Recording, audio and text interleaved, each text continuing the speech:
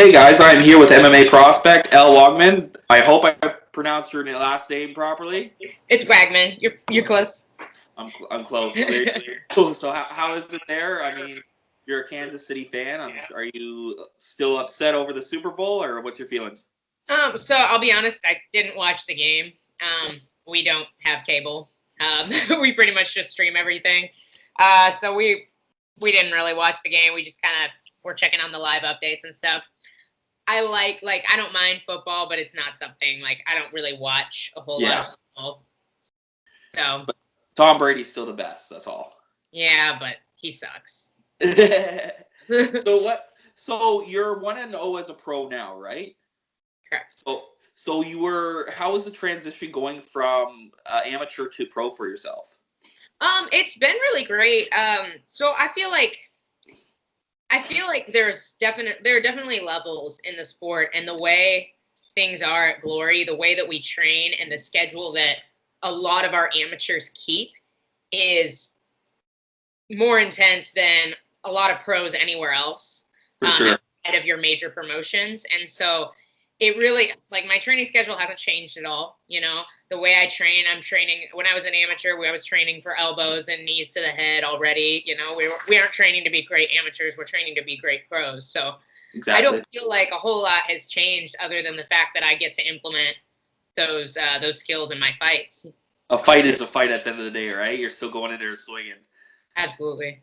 And you got a great team around you too. I mean, you're with Grant Dawson, who is an up-and-comer prospect. I mean, I think he's undefeated right now in the UFC. Yep. He's 4-0 in the UFC. How is it training with him, knowing that you got such a big up-and-comer training with you and getting that support? Well, I mean, we don't really train together, but he's much bigger than I am, and he does corner me. He hates cornering me. Yes. With the obviously having your significant other in the gym, and sure. It's just different. He doesn't enjoy cornering me, but he does do it. He's such a great coach. But we don't train together a whole lot. We kind of have our own groups of people that we work with a lot. Obviously, he's significantly bigger than me too. Yeah. So there's we'll roll together every once in a while for fun, but nobody's benefiting from an intense training session between me and Grant, Yeah. So I have a really good group of some smaller guys at the gym. I don't really have a whole lot of female training partners with me being an Atomweight. We have a couple female flyweights at the gym, but still quite a bit bigger than I am. So if your main goal is that UFC? Yeah, absolutely. Okay, so that would mean you had to go to strawweight. Are you hoping they bring an Atomweight in the future to the UFC? I'm very confident that an Atomweight division will come to the UFC. I don't know that will be soon, but I think by the time I'm ready, they will at least be discussing it. And especially if I'm producing finishes, which is such a rarity in the Atomweight division, it's just there's the reason there isn't an Atomweight division right now, and it's not for lack of fighters, because if you show up at Invicta, there's dozens of very high-level atomweights, and honestly, in my opinion, they aren't even the best in the world. If you go over to Asia and look at the girls competing in 1FC, there are just absolute savages at 105 there. There's a lot of high-level, smaller females, but you just don't see, especially in Invicta, you're not seeing the finishes and the danger factor, or even the fight IQ that you do in other weight classes. And I think that it's produced a less exciting division that I think will change over the years. I think there's a lot of girls like me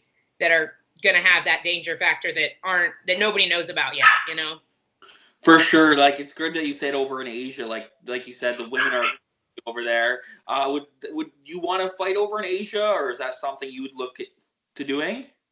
So the way I look at it, my goal is world champion. I want to be the best atomweight in the world, whether that means UFC or 1FC, wherever the best atomweights are in the world, that's where I'm going to go. So if we go to Invicta or we go to 1FC and the UFC pops up, awesome. If it doesn't, okay, we'll take the belt wherever else it's available. For sure. So if the UFC called you and said strawweight division, would that be in your mind, or would you take it? I mean, yeah, Probably. It just depends. I don't know. I don't know where we'll be. I don't even know what my body will look like in X amount of years. Like, I don't have a big frame, so I'm going to assume that my proper weight class for the rest of my career is going to be 105. But who knows? Who knows? Guys get their man body. Women change as well, you know. Yeah. And women don't mature and reach their peak as athletes until much later than men as well. Most men are peaking in their late 20s. You see a lot of females in the UFC, especially peaking in their early 30s or even mid 30s. Yeah, Jessica Andrade comes to mind. She's going up and down. Holly. Absolutely. And you also see, like, one of the best atomweights of all time, I think, was Michelle Waterson.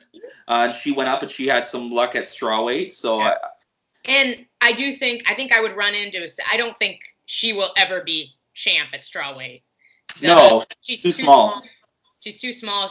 I think there's also a skill gap between her and some of the very, very top girls at strawweight. But I think size has a lot to do with that too. Like, she's never gonna beat Weili. You know, she's never gonna beat Joanna. Yeah. Did you have any trouble, like, with there wasn't a crowd at your last fight, was there? Oh no, there was. There was? Yeah. Oh, okay. So I was lucky enough. We were able to we have a really big arena at the shows we do in Kansas City. Fighting Alliance Championships, FAC, they put on a fantastic show, and they have a really big arena, so they were able to kind of socially distance the audience.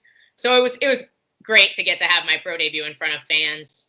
That's awesome. I know I've seen a lot of your amateur fights. I've been going through them lately, and they're great. So, how would you consider fighting with no crowd? Would that affect your mentality, or how do you feel about that? No, I actually had my last amateur fight without a crowd. It was right at the beginning of the pandemic. Yeah.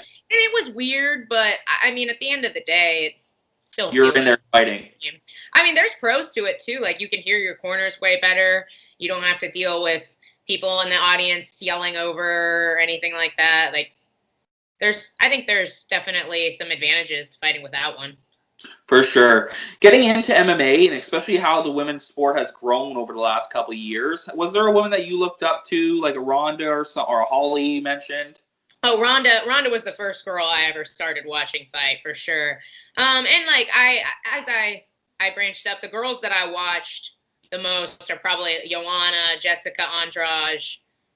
Their careers I've followed for, like, I followed Claudia Gadelha. I followed her since she was in Invicta. I followed a lot of those girls from the very beginnings of their career.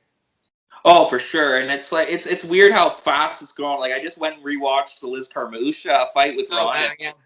It's like it's crazy how far it's gone. It wasn't that long ago. Like, no, 2013, I think. Yeah, not even, like, literally 10 years ago, there weren't women in the UFC, which is crazy to think about. Yeah, and even the divisions for men themselves, like, there was no featherweight, or I couldn't even see the UFC. They only had like 5 divisions. It's crazy how the sport has grown. It's grown so much, and that's why I do think there's a future for an atomweight division in the UFC, especially with them having featherweight. For women, there are significantly less featherweight females than there are atomweight females. Oh, for sure. Significantly less. Now, I just want to get your thoughts on something. There was a really good women's fight in BKFC this weekend. Did you get a chance to see that? I did not. I'm assuming you're not talking about Paige Van Zandt. No, it was Starling. Because I heard that wasn't great. No, that's hard. There was I'd say fight of the year. It was insane with Killer Bee Starling. I can't. Yeah, I think Taylor Starling, is that her name? Yeah, something along those lines. And I was just seeing your thoughts on that fight. And I don't really watch bare knuckle. It's not my sport. I don't enjoy it. To me, what bare knuckle ends up being is like the fighters of UFC's past. You know, it ends up being all the washed up guys that didn't have success in MMA, or the washed up girls that didn't have, like, Beck Rawlings, Paige Van Zandt had pretty mediocre careers, bad UFC careers, you know, and like Artem Lobov is another example. Actually, I did see Chris Lieben was fighting last weekend. Yeah. Why is Lieben still fighting?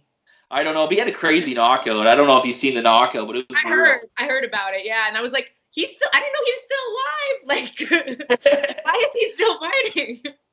I actually read his book recently. It was pretty good. I tried to get him on the show, but he was fighting. He was just getting ready for his fight, and I was surprised. I didn't even know he was fighting still, either. So it was good to see him come retire with a knockout, though. It's legends who paved the way for us, right?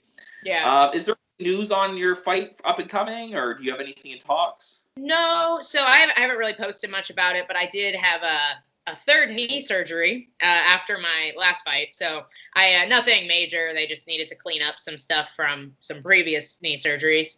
Wow, but so I'm still recovering from that. I'm not back to my full schedule just yet. So we're looking at this sometime this summer. We actually do have a couple people in mind, so that's exciting because within my weight class, that doesn't always happen.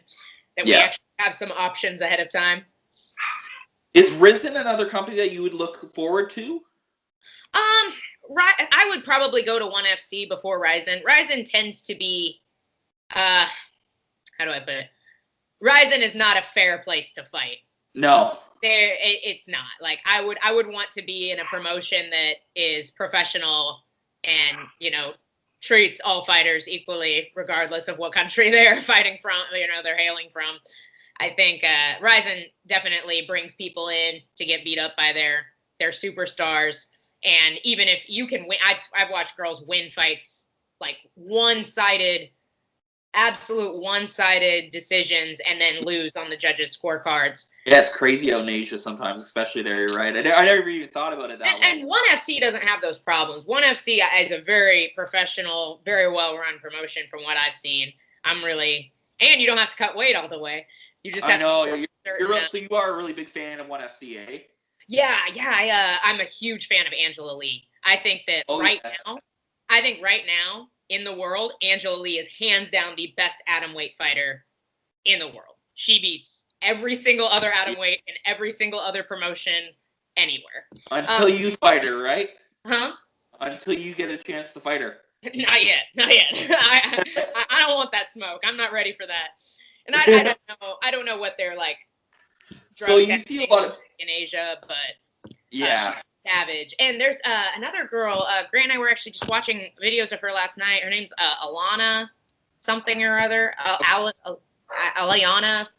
I don't know. She's from Ukraine, and she's freaking amazing too. I'm like, geez, like their whole atomweight division at ONE FC is stacked. Like, there's a lot of girls I would love that would be like dream fights for me in the future, the very, very far future.